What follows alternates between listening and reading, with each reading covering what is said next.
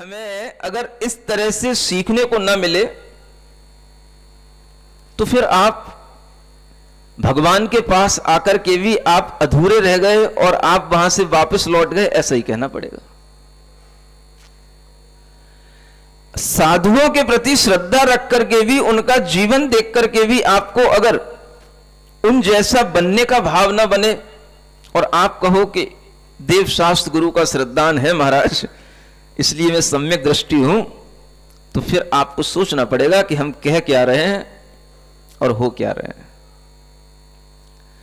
अकिंचन होने का मतलब यही है कि कुछ नहीं होना, मेरा कुछ नहीं, मैं कुछ नहीं। मेरापन तो वो छूट गया जब से उसने संयम, तप और त्याग में अपना जीवन लगाया। मेरा वहीं से छूटने लग गया उसका। त्याग में तो उसने सारा मेरापन छोड़ ही दिया, अब उसको कुछ बचा ही नहीं। और आपको ये सारी की सारी थीम शुरू से बता के चल रहा हूं, आई, माई, माइन।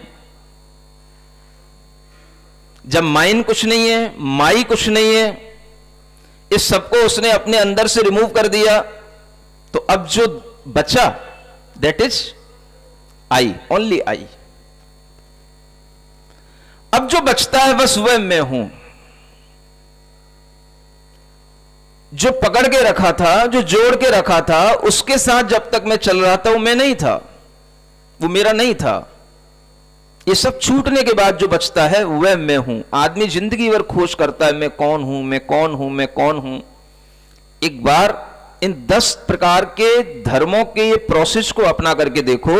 एक बार अपनी जिंदगी में इस तरह से अपनी अंतर यात्रा करके देखो, आपको इस प्रश्न का समाधान मिल जाएगा कि मैं कौन हूं, मैं कौन हूं, मैं कौन हूं। Who am I, what I have. मैं क्या मेरा है, क्या मेरे पास रह सकता है, क्या मैं हो सकता हूं, ये सब आपके अंदर अपने आप आने लगता है जब आप सही ढंग से अपनी अंतर यात्रा करते हैं। मेरे पास क्या है, मेरा क्या है, और मैंने जिसको अपना मान रखा था वो क्या मेरा है। यह विचार करने के बाद और उस प्रोसेस से गुजरने के बाद ही आपको इस चीज की अनुभूति होगी। और इस अनुभूति में जो आनंद है वो आनंद दुनिया की किसी चीज में नहीं है। इसलिए कहा जाता है दुनिया के भोग वैभवों का आनंद एक तरफ और वीतराग भाव का आनंद, वीतरागता का आनंद एक तरफ। एक फकीर भी अपने आनंद में रहता है, तो सोचो कि जब वह भीतर अपने डूब जाता है तो उसे कितना आनंद आता है। कोई उसका ठिकाना नहीं, कोई उसके लिए रहने की जगह नहीं, इस दुनिया में कोई उसका नहीं, कुछ नहीं उसका, लेकिन फिर भी सारी दुनिया उसकी। कहीं भी चला जाए, कहीं भी बैठ जाए, कहीं भी रह जाए, सब कुछ उसका, कोई मना करने वाला नहीं। फकीरों से न पूछो कहां उनका ठिकाना है, फकीरों से न पूछो कहां उनका ठिकाना है, जहां आसन लगा बैठे वही उनका आसियाना है। जहां बैठ जाए वही मस्त है। नदी के पास बैठ जाए, पहाड़ पे बैठ जाए, जंगल में बैठ जाए, सड़क पे बैठ जाए, गली के चौराहे पे बैठ जाए, किसी भी जगह बैठ जाए, जहां आसन लगा बैठे वही आसियाना है। क्या चाहिए उन्हें। जब आदमी के अंदर इस तरह का भाव रहता है कि मुझे कुछ नहीं चाहिए और मेरा किसी भी चीज से संबंध होने पर कोई मुझे आनंद नहीं आएगा, तो वह अपना संबंध किसी से जोड़ने की पुनः कोशिश कर ही नहीं सकता। इसलिए कहते हैं एक बार जिसे अपने भीतर का रस आने लग जाता है उसे सब रस बेरस लगते हैं। आदमी भरना चाहता है अपने आप को, लेकिन भीतर से खाली रहता है। ये अनुभूतियां जब होती हैं तब कुछ ये लिखने का भाव आता है। आपने एक भजन में सुना होगा, तू ऊपर से तो भरता रहा, पर भीतर से तो खाली है। तू ऊपर से सब भरता रहा, पर भीतर से तो खाली है। ऐसा कुछ निश्चित करना है, मन को भीतर से भरना है। ऐसा कुछ निश्चित करना है, मन को भीतर से भरना है। तो अरहम योग को करना है, तो अरहम योग को करना है। ये अरहम योग को आपके पास तक पहुंचाने का और उसको इंट्रोड्यूस करने का एक बहुत बड़ा उसके पीछे लॉजिक है, उसके पीछे एक बहुत बड़ा चिंतन है, उद्देश्य है, आदमी को भीतर से भरने का। जब आदमी अपनी खुशियां दूसरों से चाह चाह करके थक जाता है, तब आदमी को पता पड़ता है कि मैं कुछ भी पाकर के भी किसी भी चीज से खुश नहीं हूं। और हर आदमी, आप देखो, आदमी आदमी से अगर मिलता है तो उसी से मिलेगा जिससे उसे लगेगा कि मुझे इससे कुछ मिल सकता है, कुछ ना मिले खुशी तो मिले। नहीं समझे? बिना वजह वो किसी आदमी के पास नहीं बैठेगा। वो अगर किसी के पास बैठता है तो वो ये सोच करके कि मुझे इससे कुछ, भले ही कोई धन वैभव की आस ना हो, लेकिन खुशी तो मिले। मतलब आदमी खुशी के लिए भी दूसरे के पास बैठता है।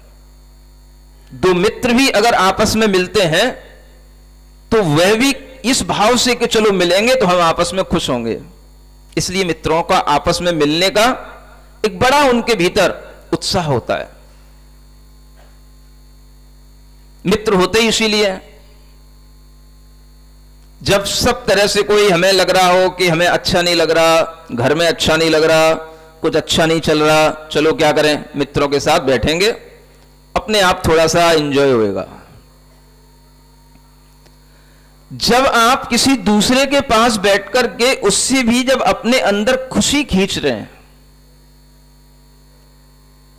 क्या कर रहे हैं, उससे भी खुशी खींच रहे हैं, तो आप ये मान करके चलें, अगर आप किसी से खुशी ले रहे हैं, किसी से अपने अंदर प्रसन्नता खींच रहे हैं, तो वो आदमी भी खाली नहीं हो जाएगा। वो आदमी भी तभी आपको खुशी देगा जब उसे लगेगा कि हम भी आपसे कुछ खुशी खींच लें। कुछ समझ आ रहा है? दो मित्रों के बीच में उनका मिलना, उनका आपस में खुश होना, प्रसन्न होना, ये तभी संभव है जब दोनों एक दूसरे को खुशी दे रहे हों और दोनों एक दूसरे से खुशी खींच रहे हों। हमें उससे खुशी मिल रही है, उसको हमसे खुशी मिल रही है, और जब तक ये खुशी खींची जाती है, एक दूसरे से पाई जाती है, एब्स्ट्रैक्ट किया जाता है इसको, तब तक हर आदमी भीतर से खाली होता है। बाहर से वो कितना खींचेगा? अगर आप सपोज करो कि सामने वाला आपको खुशी नहीं दे रहा है, पहले मिलते थे बड़े उत्साह के साथ मिलते थे, बड़े अच्छे हाथ पैर गला सब मिलाते थे और बड़ी अच्छी गपशप करते थे। धीरे धीरे पता पड़ा कि उसमें से एक बंदा अरहम स्वधर्म शिविर में आके बैठ गया, स्वात्म साधना करने लग गया, मौन रहा 10 दिन। अब 10 दिन के बाद जब वो अपने उस साधना के शिविर से बाहर निकला तो 10 दिन का मौन उसको कहीं तो इफेक्ट करेगा, तो अब वो बिल्कुल शांत है। उसकी आदत पड़ चुकी है किसी को देखना नहीं। घर के लोग परेशान हो रहे हैं मेरा बेटा वहां बैठा है, मुझे आके देखेगा कि नहीं। उसको वहां सिखाया है, थर्ड बटन सी नीचे देख के चलना है, किसी से बोलने का नहीं, किसी से आंखें मिलाने का नहीं, अपने आप में रहने का। एक अलग ही चीज चल रही है, एक अलग ही साधना चल रही है। आप लोग जो यहां बैठे हो अलग हो, और वहां जो चल रहा है, आप सोचो 10 दिन में उन्होंने जिस परिसर के अंदर वो रह रहे हैं उसके अलावा उन्होंने बाहर गली नहीं देखी, उन्होंने बाहर सड़क तक नहीं देखी अभी, और उनके वो 10 दिन पूरे होने वाले हैं। ये जो अपने आप में रहने की एक कला सीखने के लिए, सिखाने के लिए ये अरहम ध्यान योग को इंट्रोड्यूस किया गया है। हमें भीतर से भरने की कला सीखना है। आप कितना सीख पाते हैं ये आपके ऊपर है, लेकिन हम आपको पूरा सिखाना चाहते हैं। आप सीखने के भाव में आओ, आपको वो हर चीज मिलेगी जिससे आपकी भीतर से तृप्ति हो, आपकी प्यास दूर हो।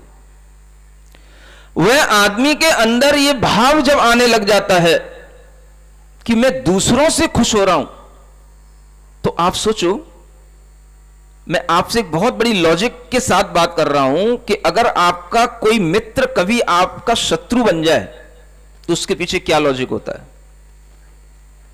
आप किसी से कोई चीज खींचेंगे केवल आप उसके लिए ही होंगे कि हमें इससे कुछ निकालना है, कुछ खींचना है।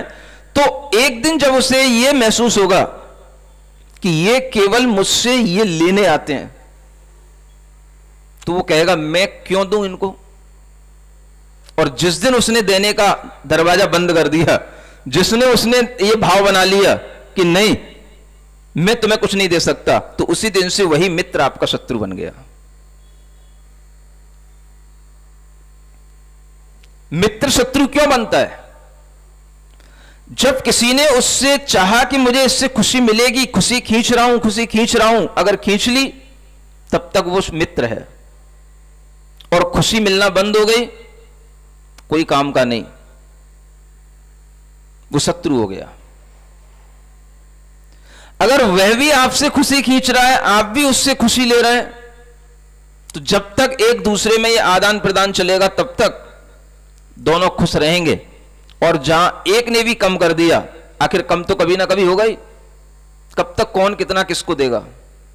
और जिस दिन वह कम हो गया उसी दिन वह मित्र शत्रु में बदल जाता है। और आप देखेंगे जितनी मित्रता गहरी होती है उतनी ही गहरी शत्रुता आती है। फिर ऊपर की मित्रता होगी तो आदमी छोड़ेगा, चलो कुछ नहीं यार, कल मिला था, 2 दिन की अभी अपनी पहचान थी, कोई खास बात नहीं थी, चल छोड़ो, जाने दो उसको, कुछ नहीं होता। लेकिन वो 5 साल से मेरा मित्र था, 10 साल से मेरा मित्र था, तो अब उसकी शत्रुता 20 साल में निपट जाए तो बड़ी बात है।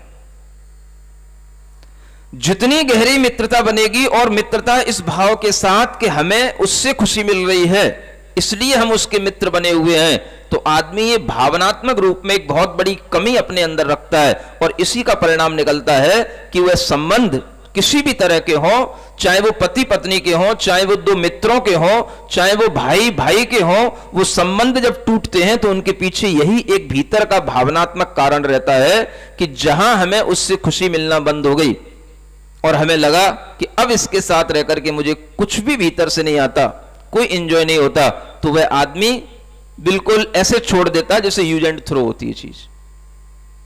अब क्या करें? अब वो अपने यूज की रही नहीं चीज, वो बस हो गया काम, इतना ही था जब तक उससे मिलना था। फिर वह दूसरी तरफ देखता है कि हमें और कहां से मिल सकता है, फिर वह दूसरी छलांग लगाता है, दूसरी ओर देखता है, फिर किसी दूसरी चीज की तरफ दौड़ता है, और फिर अपने अंदर फिर उस दूसरी चीज से अपने को भरने की कोशिश करता है।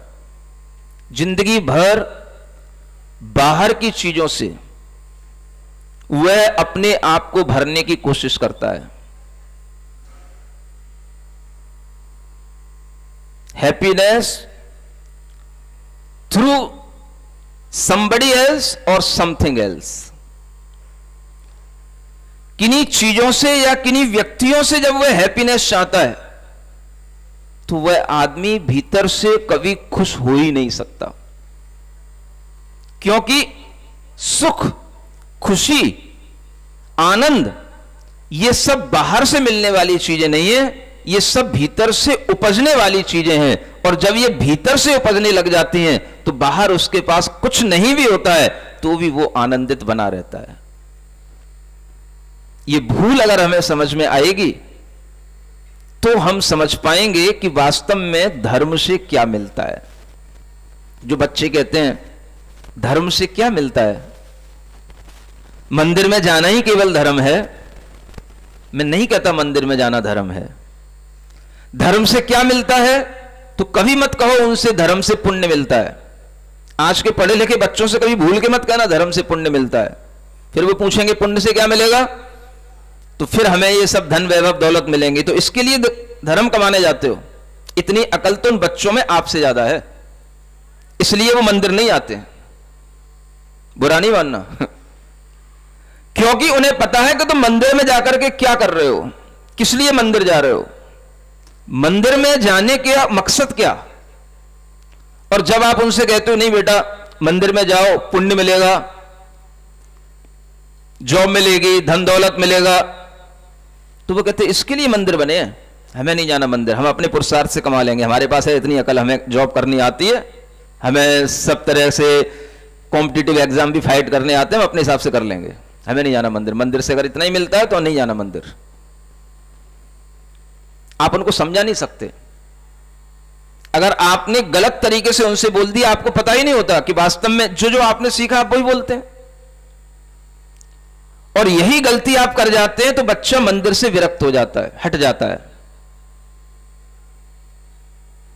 इसलिए कहता हूं अगर आपको समझाने की क्षमता नहीं है तो बच्चों को मेरे पास लाके बस बिठा दो, हम उसे समझा देंगे कि मंदिर क्यों जाना चाहिए। बच्चे से यह मत बोलो कि मंदिर जाने से पुण्य मिलता है, मंदिर जाने से धर्म होता है। उसे धर्म की जरूरत ही क्या है, जब उसे दिख रहा है हमारे पापा अमीर हैं, हमारे आसपास सब कुछ है, हम अपने हिसाब से अपनी जिंदगी जी रहे हैं, हमें धर्म करने की जरूरत क्या है। क्या बताओगे आप उसे, क्यों आए वो मंदिर।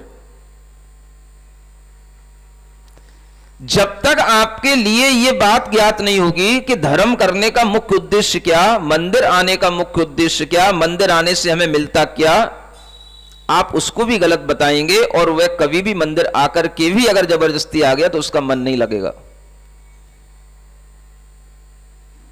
सुन रहे हो कि नहीं, अब मैं कुछ सुनाऊं। बच्चों को यह सिखाओ कि मंदिर में जाने से हमें भगवान को देखने से खुशी मिलती है, आनंद मिलता है, एक प्रसन्नता मिलती है जो भगवान के पास से हमें मिल सकती है और किसी से नहीं मिल सकती। बच्चों को यह सिखाओ कि जैसे हम भगवान को मंदिर में देखते हैं तो जैसे भगवान प्रसन्न रहते हैं, ऐसे ही हमें भगवान के पास बैठने से प्रसन्न रहने की कला, art of happiness, art of joyfulness, यह हमें भगवान से सीखने को मिलता है। इसलिए तुम्हें मंदिर जाना चाहिए। मंदिर जाकर के ही तुम्हें वो आनंद मिलेगा, क्योंकि वही एक ऐसी चीज है जिनके चेहरे पर एक बड़ा आनंद छाया हुआ है और जिनके आसपास कुछ नहीं है, यहां तक कि उनके पास कोई कपड़े तक नहीं है, कोई आभूषण नहीं है, कोई भी वस्तु उनके पास नहीं है, कोई स्त्री उनके पास नहीं, कोई पदार्थ उनके पास नहीं, और फिर भी वो एवर ग्रीन, एवर हैप्पी। यह चीज सीखने के लिए तुम्हें मंदिर जाना चाहिए कि कभी अगर तुम्हारे जीवन में भीतर से यह आ जाए कि हम बिना किन्हीं चीजों के भी खुश रह सकते हैं, तो यह बात तुम्हें केवल मंदिर में बैठे हुए जिनेंद्र भगवान सिखा सकते हैं बेटा, इसलिए तुम्हें मंदिर जाना चाहिए। आनंद अगर तुम्हें भीतर से अपना मिलेगा, सच्ची शांति और सच्चा सुख अगर तुम्हें भीतर से मिलेगा, तो तुम्हें भगवान को देखने से समझ में आएगा। और यही चीज को समझाने के लिए भगवान बैठे हुए होते हैं। तुम उन भगवान की पूजा मत करना, कोई उनके सामने स्तुति मत करना, कोई उनके सामने रटी हुई बातें मत बोलना, बस तुम जाकर के उनके सामने बैठना, जैसे वो बैठे हैं बस तुम उनको बैठे बैठे देखते रहना, और फिर देखना कि तुम्हें लगेगा कि भगवान के पास से आनंद, खुशी हमारे अंदर समाती चली जा रही है, और हम जब वहां से उठेंगे तो बिल्कुल आनंदित होकर के उठेंगे। यही हमारे मंदिर में जाने का उद्देश्य, और यह उद्देश्य पूरा हो गया तो समझ लो आपने जीवन में उसे बहुत बड़ा धर्म सिखा दिया। ये तो आप कभी सिखा ही नहीं सकते, खुद रोते रोते जाते हो। खुद कुछ ना कुछ कामना के साथ में हर एक अर्घ चढ़ता है, रटी रटाई बातें वहां पर बोलते रहते हो, शोर होता रहता है, बस खाना पूर्ति करके निकल आते हो। पढ़े लिखे लोगों की बातें क्यों अच्छी लगेंगी? ऐसा शोरगुल तो हम अपनी किसी भी जगह पर देख लेते हैं। भगवान के सामने जब शांत बैठे हुए लोग नहीं होंगे तो कौन से पढ़े लिखे व्यक्ति के अंदर यह भाव आएगा कि मैं भगवान के सामने बैठूं जाकर के? और शांत आप बैठ नहीं सकते, क्योंकि शोरगुल आपको चाहिए, बाहर से माहौल भरा हुआ होना चाहिए, तब आपके भीतर थोड़ी सी राहत आती है। अगर कार्यक्रम हो और संगीतकार ना हो और धमाधम ना हो, झमाझम ना हो, सब फीका है। इतना बड़ा आपने कार्यक्रम अरेंज किया और एक संगीतकार तक नहीं, एक तबला वाले में भी नहीं, कुछ नहीं, सब फीका। आपको चाहिए सब भरा भरा, कान भर जाए, दिमाग भर जाए, चीजें देखते देखते भर जाए, आदमी इतने भरे पड़े हैं देखते देखते भर जाए, तब लगता है कि हाँ हम बहुत अच्छी जगह आ गए, बहुत अच्छी जगह आ गए, अब हम यहां पर सेफ हैं। तुम्हारी मानसिकता इतनी बिगड़ चुकी है, इतनी बेकार हो चुकी है कि 10 दिनों से साबुन लगाते लगाते भी वो धुलने में आई है, हमें ऐसा लग नहीं रहा है वो धुल नहीं सकती। पूरा होने वाला है, सब टाइम पूरा होने वाला है। आज क्या है? सेकंड लास्ट डे है, कल लास्ट हो जाएगा। धर्म का जो फल निकलना चाहिए वो क्या निकला? ये उसका कंक्लूजन है। लास्ट 2 डेज ये जो है ये धर्म के फल बताने के लिए है। बाकी जो चीजें थी वो धर्म का मेथड बताया जा रहा था। व्हाट इज धर्म? रिलीजन नहीं कहूंगा मैं उसको, धर्म। धर्म अलग चीज है, रिलीजन अलग चीज है। रिलीजन अनेक तरह की संप्रदायों के नाम होते हैं, धर्म एक ही होता है, रिलीजन अनेक हो सकते हैं। धर्म माने धर्म, जो वस्तु का स्वभाव होता है उसे धर्म कहते हैं। जिसे हर कोई जाति का जीव अपना ले उसे धर्म कहते हैं। जिसको अपनाने में कोई जाति के रेस्ट्रिक्शन नहीं होते हैं उसे धर्म कहते हैं। इसलिए मैं इसे धर्म कह रहा हूं। व्हाट इज धर्म? रिलीजन नहीं। रिलीजन तो एक संप्रदाय हो जाते हैं, वो किसी ना किसी एक अपनी कम्युनिटी के रूल्स और उसके ही अपने कानून होते हैं, राइचुअल्स होते हैं, उनके साथ चलता है।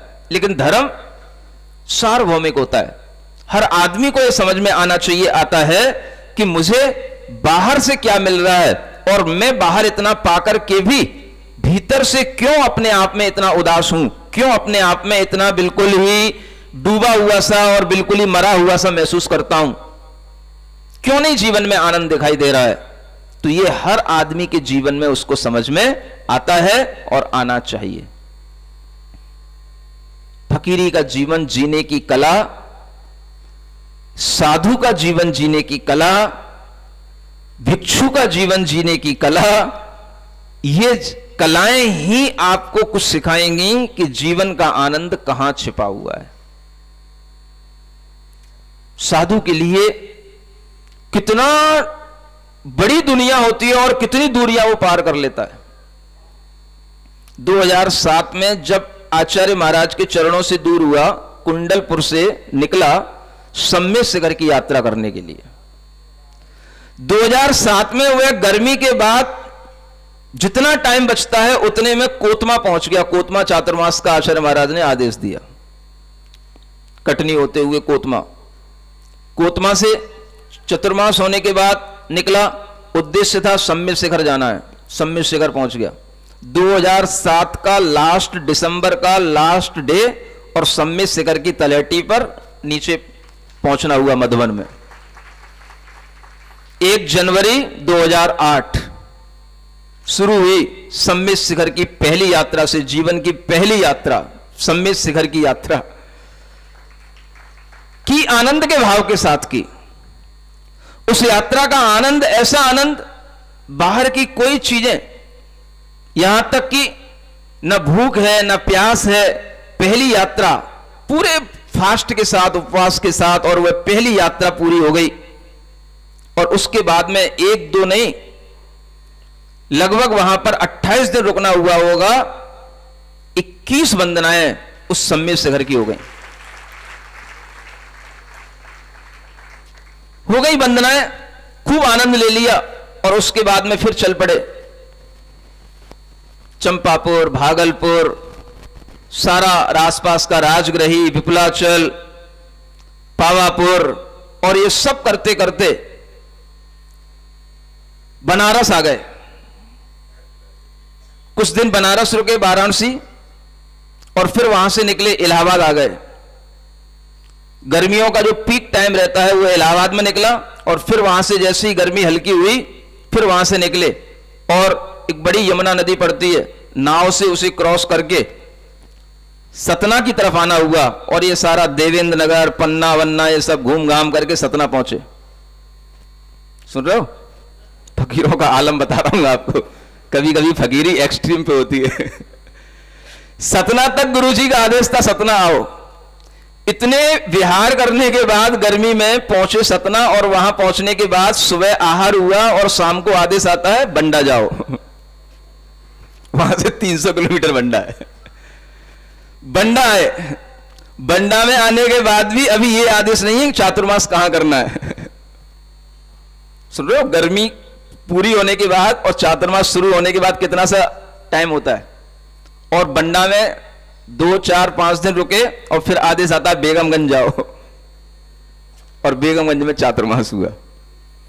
2007 का चातुर्मास हो रहा है कोतमा में, पूरा सम्य शिखर और दुनिया घूम करके 1 साल के अंदर हम कहां से कहां पहुंचे। 2008 में चतुर्मास होता है बेगमगंज में। समझ आ रहा है? इसका नाम है फकीरी। मैं आपको कुछ ज्यादा नहीं बताना चाह रहा हूं, यह बताना चाह रहा हूं कि कहां जीना है, कहां मरना है। तब बस वही याद आता है, जीना यहां, कहां जीना, मरना यहां। जहां सांसें पूरी हो जाएंगी वही मर गए, जब तक जहां सांसें चल रही हैं वहां जी रहे हैं। इसका नाम है भिक्षुचर्या, साधुचर्या, इसी का नाम है फकीरी। और इस तरह की फकीरी में जब आनंद आता है, हो सकता है कभी कभार कुछ कष्ट भी होते हो।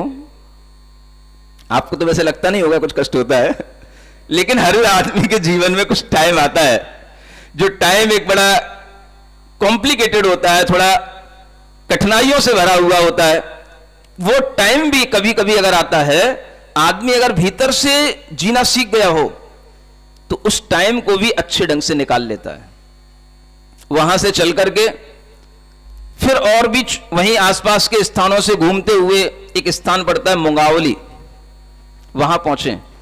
वहां पे गर्मी निकली अगली, और उस गर्मी में कुछ इस तरीके का, कुछ वहां कहना तो मुश्किल ही है, कई बार कुछ चीजें ऐसी होती जो बता नहीं पाता, लेकिन कुछ ऐसी मानसिक कठिनाइयों से गुजर रहा था। लेकिन उसके बावजूद भी भीतर से कुछ बन जाता है, भीतर से कुछ निकल आता है। कुछ चीजें ऐसी होती हैं जिन्हें हम किसी से कह नहीं सकते, न तब कह पाए न आज कह पाऊंगा। आप कहते हैं हमारा संस्मरण सुनाओ, जो वास्तव में सुनाने लायक संस्मरण है वो तो मैं कभी सुना ही नहीं सकता आपको। वो कभी से कह ही नहीं सकता, क्योंकि वो अपने धर्म के विरुद्ध हो जाएगा। जो संस्मरण जो जिंदगी में भीतर कुछ घर कर गए कि हम किन स्थितियों में कितने परेशान थे, कितनी मानसिक कष्ट के दौर से गुजर रहे थे, और उस स्थिति में हमें याद आता है वह मुंगावली का मंदिर, जहां पर हमने खुद अपने आप को संभालते हुए एक भजन लिखा था। वो भजन जो आचार्य पूज्यपाद महाराज की साधना के फलस्वरूप उनके जो भावों से निकला, एक गाथा, आचार्य गुरुदेव को भी वो गाथा बहुत पसंद है। अक्सर सुबह का स्वयंभू पढ़ने के बाद में वो कुछ गाथाएं बोलते हैं, कुछ पद्य बोलते हैं चुनिंदा। उनमें वो बोलते हैं, यन मया दृश्यते रूपम तन न जानाति सर्वथा, जानन न दृश्यते रूपम ततः केन ब्रवीम्यहम्। जो मुझे दिखाई दे रहा है वह सब अचेतन है, इसलिए मैं किससे बोलूं। मेरा अपना स्वरूप तो चेतन है, और मैं चेतन होकर के किससे बोलूं। इस तरह की साधना उन्होंने जब हमें सिखाई, तो उसी की फलश्रुति से जब कभी भी हम किसी भी तरह के क्लेशों से गुजरे हैं, तो अपने आप को संभाला भी है और उसके साथ कुछ फल भी निकला है। ये अंतर गूंज कि बहुत सारी गूंज ऐसी हैं जो किसी ना किसी दुख से उभर करके बाहर आकर के वो गूंजें निकली हैं, उनके पीछे एक थीम है। हर शायरी की एक पीछे कहानी होती है, और मैं कहता हूं, मैं मानता हूं इस बात को कि शायर वही शायर होता है जिसके अंदर कुछ गम होता है, और उस गम के साथ जो शायरी निकलेगी वही शायरी आपको दिल को छुएगी। भीतर कुछ दुख होगा तो उस समय पर भी अगर आप कुछ बना पाए तो इसका मतलब है अब आप जीना सीख गए। दुख सबके जीवन में आते हैं, कभी शारीरिक कभी मानसिक। तो वो लाइनें जो उस समय उस मंदिर में बनी, वो वही लाइनें जो शायद आपने कभी सुनी भी होंगी। ऐसी कोई चीजें नहीं जो आपने ना सुनी हो, लेकिन वो आज भी उतनी ही एप्लीकेबल हैं आज के प्रसंग में भी, जो इस धर्म के मूड में आप बैठे हो।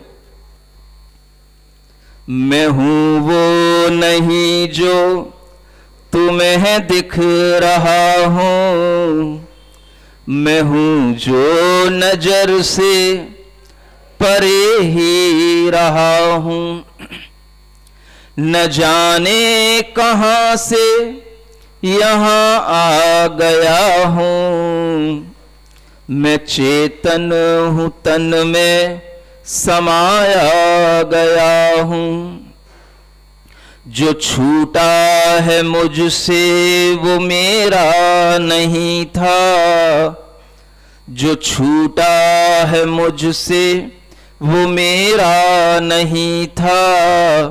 मैं बंधन से मुक्ति को अब पा रहा हूं, मैं हूं वो नहीं जो तुम्हें दिख रहा हूं, मैं हूं जो नजर से परे ही रहा हूं। कठिन राह पर भी मैं आसान क्यों हूं। सुन रहे हो? अगली लाइन में इसका उत्तर भी मिलने वाला है। कठिन राह पर भी मैं आसान क्यों हूं, समझ कर भी सब कुछ मैं अनजान जो हूं, समझ कर भी सब कुछ मैं अनजान जो हूं।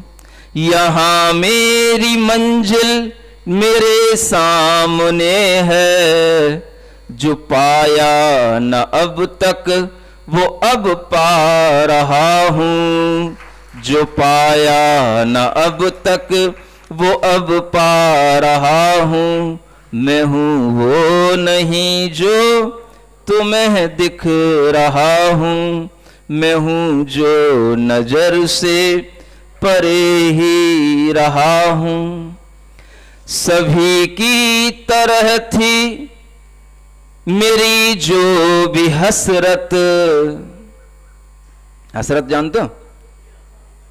कुछ शब्द अपने आप आ जाते हैं, भले ये किसी और भाषा के हों, लेकिन शायद मातृभूमि का प्रभाव, जननी जन्मभूमि का प्रभाव कहीं ना कहीं आदमी के अंदर रहता है। उत्तर प्रदेश जो एक विशेष वर्ग का एक समुदाय माना जाता है, जिनकी उर्दू भाषा रहती है, उसके भी कुछ शब्द आ ही जाते हैं, बिना सीखे हुए भी आ ही जाते हैं।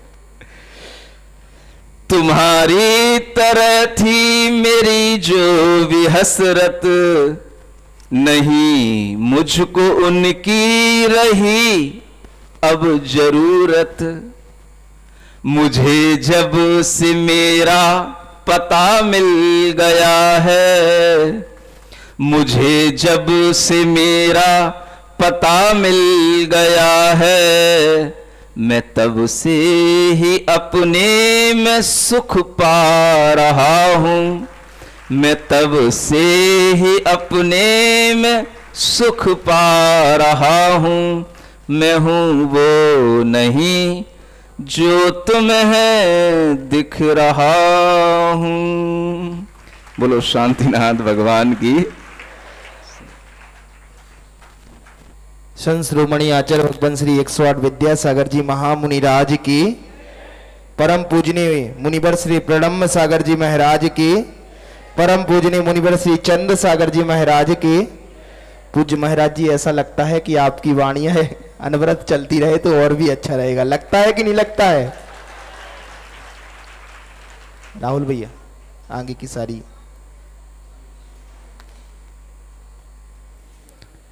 आज पावन अवसर है कि आज पनागर के बड़े बाबा श्री शांतिनाथ भगवान के महामस्तका अभिषेक का सौभाग्य आप सभी को प्राप्त होने वाला है। एक बार जयकारा लगाएं, बोलिए श्री पनागर के बड़े बाबा श्री शांतिनाथ भगवान की, बोलिए श्री पार्श्वनाथ भगवान की। चलिए आगे की सारी सूचनाएं राहुल भैया।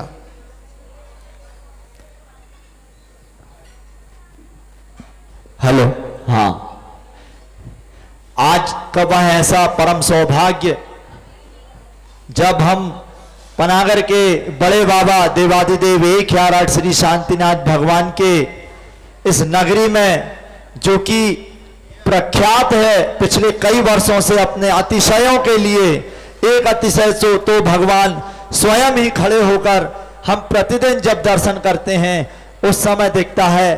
और जब ऐसे अतिशयों की श्रृंखला हम अपने प्राचीन काल से देखते हैं तो वह अनंत है, इतनी है कि गिनती नहीं है। और प्रत्येक व्यक्ति के मानस और अनुभव में वह पूरा उनका अतिशय झलकता है कि जब आज अभी यहाँ पर आप देख रहे हैं भगवान की मूर्त को, जो देख रहे हैं आप, देखिए कितनी शालीन सौम्य। जैसा अभी महाराज श्री कह रहे थे ना कि बच्चों को मंदिर जाने के लिए क्यों कहना चाहिए, इसलिए नहीं कि बेटा मंदिर जाओ पुण्य कमाना है, मुनिश्री की वाणी में ही, इसलिए कि उनकी वह मूर्त को देखकर, उनके पास चूंकि आज उत्तम परिग्रह, उत्तम आकिंचन का दिवस है, हमको परिग्रह कम करने का दिवस है, तो सबसे बड़े परिग्रही हमारे देव और गुरु होते हैं। उनसे बड़ा अपरिग्रही और उस उत्तम आकिंचन धर्म को मानने वाला इस दुनिया में ना कोई था, ना कोई है और ना कोई हो सकता है। जब तक ये देव और गुरु हमारे सम्मुख हैं, इनसे बड़ा अपरिग्रही कोई नहीं हो सकता। और आप इनकी मूर्त को देखिए, चाहे आप समोसरण में विराजमान ऐसे मुनि श्री ब्रह्म सागर जी की इस सुंदर मूर्त को देख लेवें, और चाहे ऐसे बड़े बाबा पनागर में विराजमान ऐसे शांतिनाथ भगवान की मूर्त को देखकर आपको लगता नहीं कि सचमुच ऐसा अतिशय है जो पनागर में बार बार इतने बड़े बड़े महाव्रती और हम सब दूर दूर से खींचे चले आते हैं। तो आज ऐसे इन शांतिनाथ भगवान के उस पावन अभिषेक को करने का ऐसा हमें मंगल अवसर मिल रहा है, जो कि इन 10 लक्षण पर्वों में लगभग 20 वर्षों के पश्चात हमें यह अवसर मिल रहा है। ऐसे तो बजा दो, पुरजोर ताली आपकी बजनी चाहिए। 20 वर्षों के बाद 10 लक्षण पर्व के इस अवसर पर हमें भगवान का अभिषेक करने का यह अवसर प्राप्त हो रहा है। आप सभी समझिए कितना पावन अवसर और यह क्षण। भैया अभिषेक के साथ साथ आज जितनी भी क्रियाएं होंगी अभिषेक शांति धारा की पूज्य महाराज जी के मुखारविंद से होंगी, ये भी एक पावन अवसर आप सभी के लिए है।